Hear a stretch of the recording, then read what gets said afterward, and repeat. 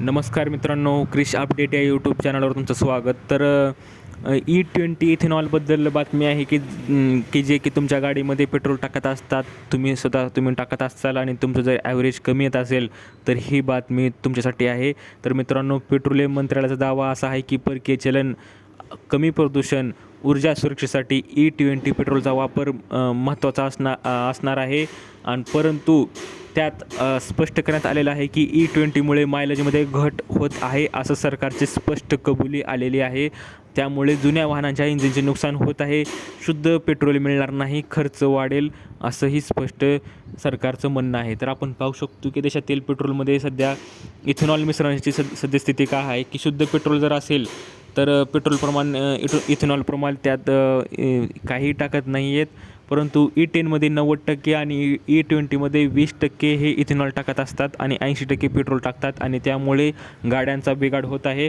तर त्यात आपण सरकारकडून जी माहिती दिलेली आहे त्यात आपण पाहू की त्यात सगळ्यात महत्त्वाच्या ग्राहकाच्या तक्रारी ज्या होत्या की E20मुळे मायलेज 3 ते 5% घटेल, जुन्या वाहनांच्या इंजिनला व इंधन प्रणालीला नुकसान होईल, गंज व झीज वाढेल, वाहनांच्या कामगिरीवर परिणाम होईल, शुद्ध पेट्रोल मिळणार नाही, दर कमी होणार नाहीत आणि सर्व वाहनधारकांना E20च वापरावे लागेल, असं स्पष्ट निर्देश तक्रारी होत्या आणि सरकारनं मान्य केलेलं आहे. परंतु सध्या तरी E20च वापरा, असं स्पष्ट निर्देश मोदी सरकारकडून आलेले आहेत. तर देशात E20 पेट्रोलचा वापर किती होत आहे तर त्यात आपण पाहू शकतो की पेट्रोल देशातील जवळपास 1 लाखाहून अधिक पंपावर उपलब्ध असून अंदाजे 12 ते 14 कोटी लिटर दररोजचा वापर आहे.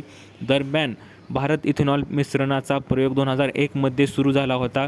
प्रत्येक पंपावर वेगवेगळे पेट्रोल का नाही, तर शुद्ध पेट्रोल E10, E20 असे 3 प्रकारचे पेट्रोल प्रत्येक पंपावर उपलब्ध करून देण्याची मागणीही मंत्रालयाने नाकारली आहे. कारण असे केल्यास देशभरात स्वतंत्र पुरवठा साखळी उभी करावी लागेल, त्यामुळे वाहतूक खर्च वाढेल आणि पेट्रोल पंपावरील इंधन वितरण व्यवस्था अधिक गुंतागुंतीची होईल, असे मंत्रालयाने स्पष्ट केलं आहे. आणि त्यामुळे मोदी सरकारचं म्हणणं आहे की तुम्ही E20च एकच पेट्रोल वापरा इथेनॉलमध्ये मिक्स करून. तर असं आहे ते E20 पेट्रोल स्वस्त का नाही, तर E20 पेट्रोलबद्दल आपण पाहू शकतो की सामान्य पेट्रोलपेक्षा स्वस्त असेल असे नाही, असेही मंत्रालयाने स्पष्ट केले आहे. शेतकऱ्यांना योग्य मोबदला मिळावा म्हणून इथेनॉल खरेदीचे दर निश्चित केले जातात. कच्च्या तेलाच्या किमती कमी असतील तर इथेनॉलची किंमत पेट्रोलपेक्षाही जास्त ठरू शकते. जुन्या वाहनांचे काय, तर जुन्या वाहनांबद्दल सरकारचं म्हणणं असं आहे की E20मुळे जुन्या वाहनांची इंजिन खराब होईल किंवा गंज निर्माण होईल, अशी भीती व्यक्त केली जात आहे. मात्र E20 लागू करण्यापूर्वी क्षमता आणि उत्सर्जन यासह विविध बाबीवर व्यापक चाचण्या करण्यात आल्याचे मंत्रालयाने स्पष्ट केले आहे.